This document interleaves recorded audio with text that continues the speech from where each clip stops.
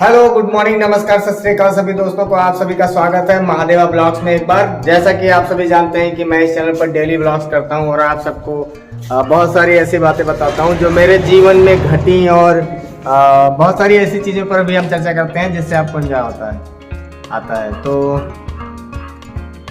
आज इस वीडियो में हम बात करेंगे इंटरमीडिएट की। एक्चुअली हमने 11 तक की बातें कल ख़त्म कर दी थी, तो अभी आज हम बात करते हैं कि 12th में क्या हुआ।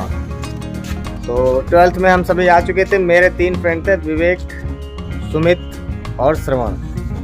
तो इन तीनों फ्रेंड के साथ हम अक्सर बढ़िया मस्ती करते रहते थे। हम लोग कोचिंग जाते रहते थे। अब एक बार की बात है कि वाद विवाद प्रतियोगिता का आयोजन स्कूल में होना था। वो भी ऐसी प्रतियोगिता थी जिसमें लगभग उत्तर प्रदेश के सारे स्कूल के बच्चे इनवाइट किए गए थे और ये कंपटीशन लगभग प्रदेश स्तर का था। तो हम सभी ने तैयारी करी। मैं एक्चुअली पहले से ही मैंने जैसे बताया कि स्कूल टाइम में मैं एंकरिंग करता था, संचालन करता था, तो मुझे भी इसमें पार्टिसिपेट करना था। तो मैंने अपने दोस्तों को बताया कि मैं तो भाई पार्टिसिपेट करूँगा इसमें। तो भाई सबने तैयारी शुरू करी और वहाँ पे वाद विवाद प्रतियोगिता का जो सब्जेक्ट था वो विषय ये था कि कंप्यूटर उपयोगी या अनुपयोगी। तो मेरा क्या है ना, मैंने सोचा कि विपक्ष में ही रहता हूँ। पक्ष में तो बहुत सारे लोग, लगभग सारे लोग क्लास में जितने भी थे वो पक्ष में ही, उसके कंप्यूटर के पक्ष में ही भाषण देने वाले थे। तो मैंने सोचा मैं विपक्ष का ही सब्जेक्ट चुन लेता हूँ। तो बाबा जी अभी यहाँ पड़े हुए हैं। जैसा मैंने बताया था कि इनकी तबीयत खराब है, लेकिन अब कुछ ठीक है। अब मोबाइल में डटे हुए हैं। बाबा जी आप थोड़ा हाय वाय कर लीजिए। लेटे लेटे ही हाय कर रहे हैं। तो इनको हम बाबा जी प्यार से कहते हैं। तो सभी ने तैयारी वैयारी कर ली, एकदम फोकस कर लिया। सबने अपना स्पीच रख लिया। पूरी तरह से सब लोग तैयार हो गए। अब स्कूल में भाई भाषण प्रतियोगिता होनी थी। तो दोपहर में लंच के बाद जो है भाषण प्रतियोगिता का आयोजन किया गया। मैंने भी भाषण दिया। भाषण देने के बाद तो मेरा सिलेक्शन वहाँ पे हो गया कि मैं ही जाऊँगा। जो मुख्य प्रतियोगिता होनी थी, क्योंकि पहले विद्यालयवार जिलेवार प्रतियोगिता थी, तो पूरे जिले के जो भी लड़के थे वो जीआईसी इंटर कॉलेज में ही आए। तो जिले में प्रतियोगिता का आयोजन हुआ। उसके बाद वहाँ से मेरा सिलेक्शन हो गया कि अब मैं प्रदेश लेवल पे गोंडा जिले का जो है वो प्रतिनिधित्व करूँगा। हाथ गले में कुछ खराश सी हो रही है सुबह से। हो सकता है मैंने कुछ ठंडा खा लिया। और रात को कुछ, मुझे रात को बहुत भूख लगती है। मतलब रात को खाता ही रहता हूँ कुछ ना कुछ जब तक मैं सो नहीं जाऊँगा तब तक कुछ ना कुछ खाता रहता हूँ, मेरी आदत है। तो फिर उसके बाद सिलेक्शन हो गया भैया। और उससे पहले एक कार्यक्रम होना था टाउन हॉल में, जो 26 जनवरी का डांस वांस प्रतियोगिता होनी थी। तो उस समय प्रिंसिपल थे डॉक्टर आर.पी. वर्मा। तो हम लोगों ने तैयारी वारी करी, डांस पे तैयारी करी। सुनो गौर से दुनिया वालों, चाहे जितना जोर लगा लो। इस गाने पे हम लोगों ने डांस की तैयारी करी। उस डांस में हम, श्रवण, सुमित, विवेक सारे लोग थे। अब भैया शाम को प्रतियोगिता थी तो हम लोग स्कूल गए, क्योंकि वहाँ से टाउन हॉल में उसका प्रतियोगिता होना था।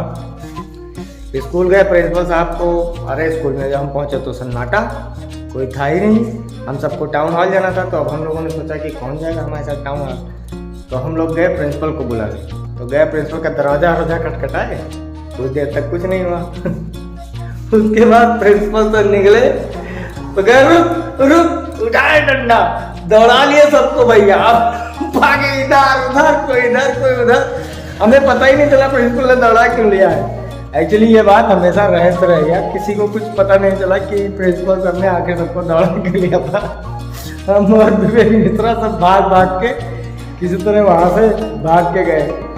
तो जब वहाँ से भाग के गए तो अब ये हुआ कि हम लोग टाउन हॉल में जाएंगे। अब बचपन था तो उस समय अब ये तो बहुत मनोबल घट गया ना कि अरे प्रिंसिपल, अरे मतलब ये बड़ी ट्रेजेडी हो गई। इंटर कॉलेज में पढ़ रहे हो, प्रिंसिपल तुमको दौड़ा रहा है, तुम्हें जाना था प्रतियोगिता में। अब विवेक मिश्रा ने कहा क्या करा जाए। अब हम लोग घर से तो पूरी तैयारी वारी करके गए थे कि आज जो है हम जाएंगे प्रतियोगिता में, लेकिन वहाँ पहुंचे तो प्रिंसिपल ने दौड़ा लिया। सारी तैयारी हो गई बेकार। फिर हम लोगों ने वहाँ ये डिसाइड किया कि अब हम लोग जाएंगे, देखेंगे कार्यक्रम और क्या। तो उसके बाद हम सब वहाँ गए। कार्यक्रम देखे हो के भाई, और घर पे जवाब देना था कि तुम लोग डांस कर रहे थे आज हफ्ते में, तो क्या हुआ क्या हुआ, तो हम लोग कुछ नहीं बताया कि प्रिंसिपल ने ऐसा दौड़ा लिया। घर पे आके सब लोगों ने कह दिया हाँ कार्यक्रम वर्क्रम हो गया, बस बात खत्म। ये बात किसी को पता ही नहीं हम लोगों ने। तो ये थी कुछ इंटरमीडिएट की एक आध घटनाएं, अभी बहुत सारी घटनाएं मैं आपसे शेयर करूंगा। और अब बात करते हैं गांव में। तो हम लोग गांव के पढ़े लिखे लोग, अभी बहुत समय नहीं हुआ, एक उस टाइप का कुछ जो परिवर्तन हम लोग न्यूज़पेपर या टीवी में देखते रहते हैं, गांव में उस तरह के परिवर्तन नहीं हुए हैं। अभी भी लोग जो है एक दूसरे से जुड़े हुए हैं। या शादियाँ जब तय होती हैं ना, शादियाँ, तो लोग अभी भी एक दूसरे के यहाँ सहयोग करते हैं। मतलब कि यहाँ पर अभी उतने सारे पैसे नहीं रहते लोगों के पास कि लोग अपने सारे काम धाम निपटा सकें। ये कुछ आए थे लल्लू जी से बताने, तो ये कुछ दवाई ववाई इनका मामला था। तेजे जी हैं, गुप्ता जी क्या कर रहे हैं आप इस समय? गन्ने की गुड़ाई? हाँ सर। क्या कर रहे हैं? गन्ने गुड़ाई सर। कहाँ चल रहा है काम? आप ही देखे तो बोला आप है यहाँ सामने। हाँ, तो गुप्ता जी इस समय गन्ने की गुड़ाई कर रहे हैं। मैं आपको दिखाता हूँ थोड़ा, अभी वहाँ पे कामकाज चल रहा है। कृष्णलाल जी अभी जुटे हुए हैं, मैं कोशिश करता हूँ आपको दिखाऊं। आप देख पा रहे होंगे कृष्णलाल जी एकदम जुटे हुए हैं, खेती चल रही है। और कुछ बच्चे हैं जो स्कूल जा रहे हैं अभी। नमस्ते बेटा, नमस्ते नमस्ते। तो कुछ बच्चे हैं कि नमस्ते, जो नमस्ते कर रहे हैं और ये स्कूल जा रहे हैं, आप देख पा रहे होंगे। तो ये है गांव का माहौल अभी भी यहाँ पे। दोस्त अभी भी गांव में ना बहुत सारी समस्याएं हैं। लोगों को लगता है कि मतलब हाँ सरकार बहुत कुछ कर रही है, बड़ा परिवर्तन हो गया है।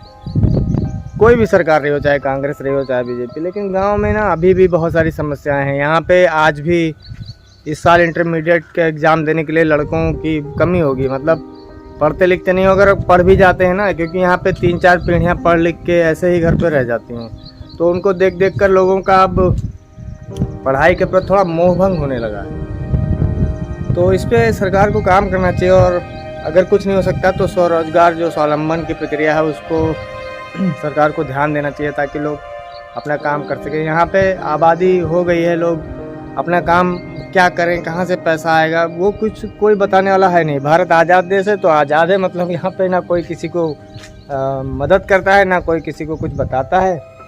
जो जैसे कमा रहा है बस वैसे ही लोग कमाते रहते हैं यहाँ पे। तो इस तरह की स्थिति रहती है गांव में, जिसमें गांव में क्या होता है कि 10-15 घर के लोग थोड़ा पैसा कमाते हैं। उन्हीं 15 घर से लोग कम से कम 30-40 लोग जुड़े होते हैं और उनके समय समय पर उनको पैसा देते हैं। फिर कुछ लोग ब्याज भी लेते हैं, कुछ लोग ऐसे ही पैसा वापस लेते हैं। तो इस तरह से उनका काम चलता है किसी तरह। मतलब गांव में जो है बहुत सारी विकट समस्याएं हैं। अभी एक डॉग यहाँ पे लेटा हुआ है, आप देखिए, जेली जेली जेली, ये जेली जी हैं। ये एक्चुअली मैं क्या करता हूँ ना कि जो डॉग्स का सीजन जब आता है तो बहुत सारे छोटे छोटे पपीज इधर उधर घूमते रहते हैं, तो मैं उनको बिस्कुट विस्कुट खिलाता रहता हूँ। मतलब मुझे अच्छा लगता है। मतलब यार इस दुनिया में जितनी जीवित चीज़ें हैं ना, उनका बहुत मतलब है यार। मतलब वो पैदा होती हैं और फिर डिस्ट्रॉय हो जाती हैं। ऐसे मुझे क्या है ना कि मुझे दया आती है। सब इधर उधर ही घूमते रहते हैं, जिंदा हैं। और जब बचपन में छोटे छोटे होते हैं ना, तो बहुत छोटे छोटे होते हैं, तो इनको खिलाता हूँ। तो ऐसे बहुत सारे कुत्ते हैं जो मुझे पहचानते हैं इस गांव में।